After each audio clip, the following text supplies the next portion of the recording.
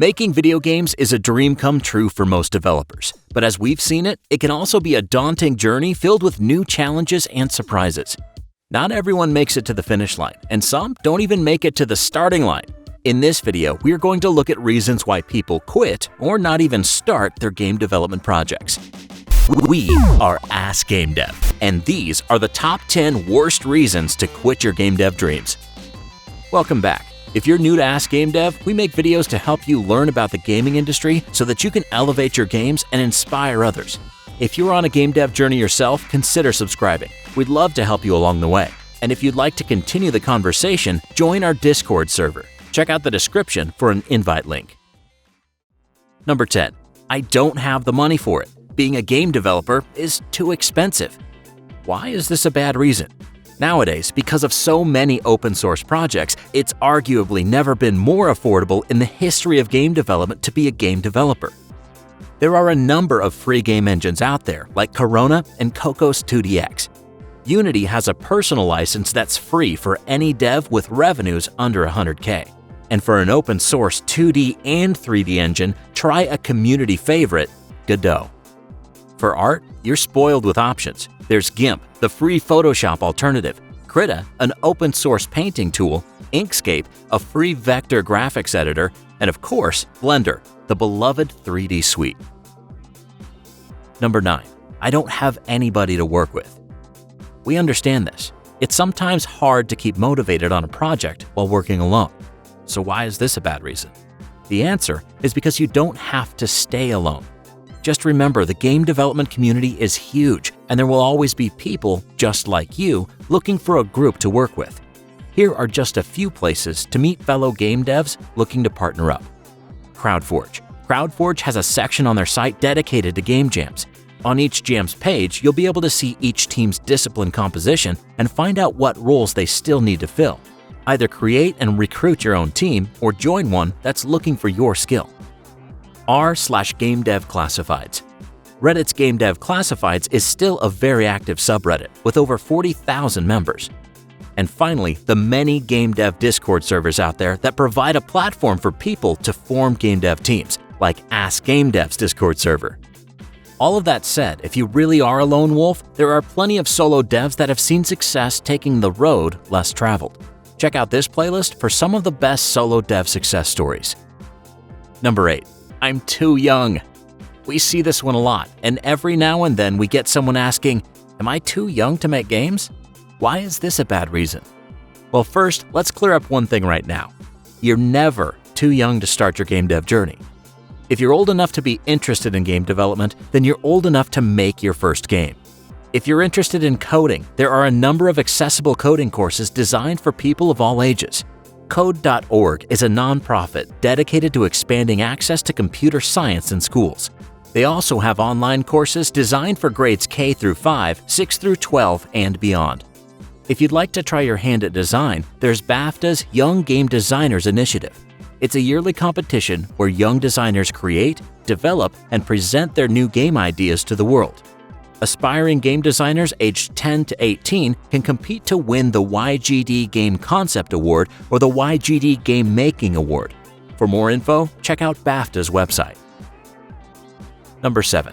I don't know what engine to use. This one can cause people to stumble right out of the gate. You might even find yourself going through analysis paralysis, making sure that you've chosen the right one. Why is this a bad reason? Well, just because there are a wealth of engines to choose from doesn't mean you should get stuck right at the start.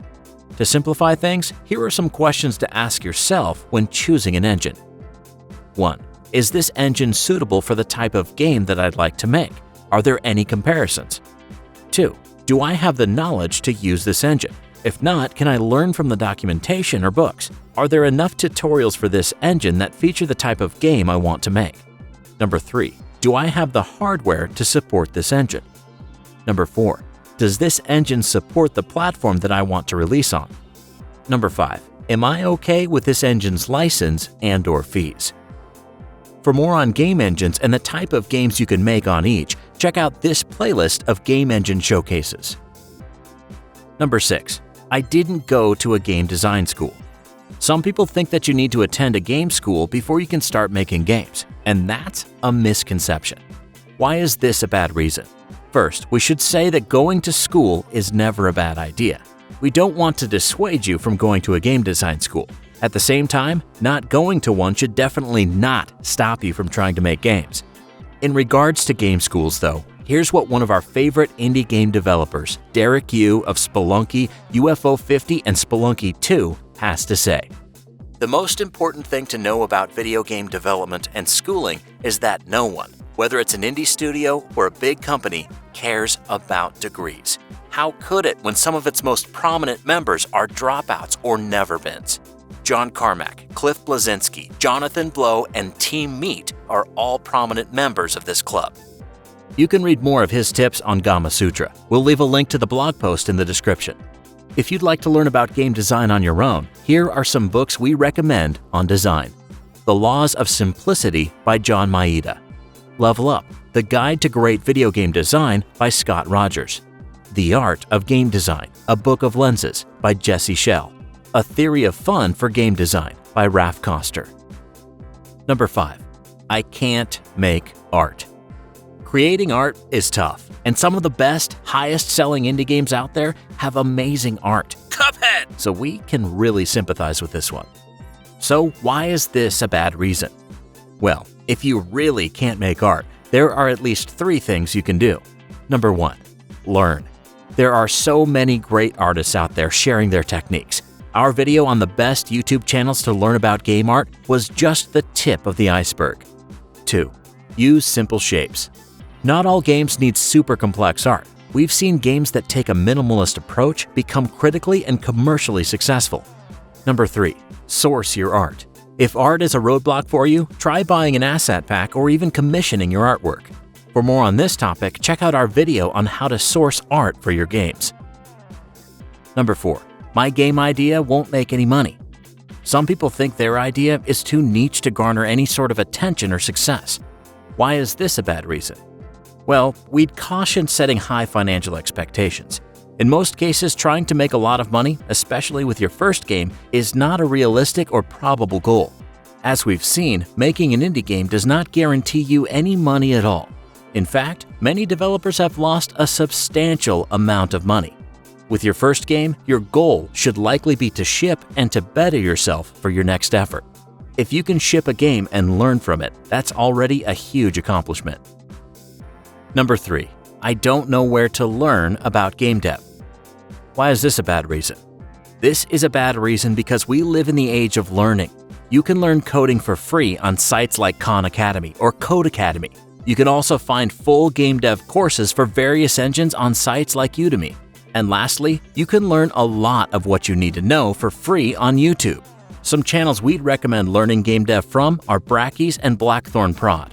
For our full list of recommendations, check out our video on the best game dev YouTube channels. Number 2. I don't have any time. Well, this one isn't specific to game dev, as this could impact any hobby. Why is this a bad reason? Well, what we can say here is that game development is flexible.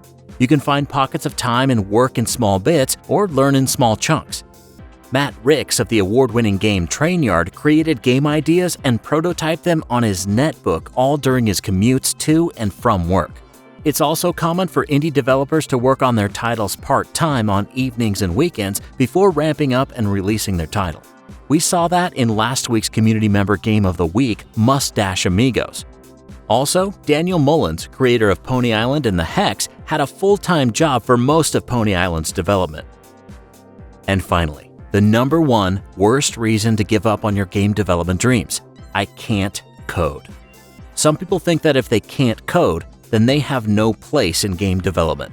Why is this a bad reason? Well, for starters, just because you can't code doesn't mean there's no spot for you on a game dev team. As we've seen in previous videos, all game development teams are comprised of people across a variety of disciplines, including art, design, marketing, project management, and more. And second, you don't necessarily have to write a single line of code to make a hit game. We've seen amazing titles come from no-code game engines. And finally, if you can't code now, there's no reason you can't start learning. If there's one thing that we want people to take away from our channel, it's that if you have a passion for game dev, you can learn anything that you put your time and effort into at any stage in your life.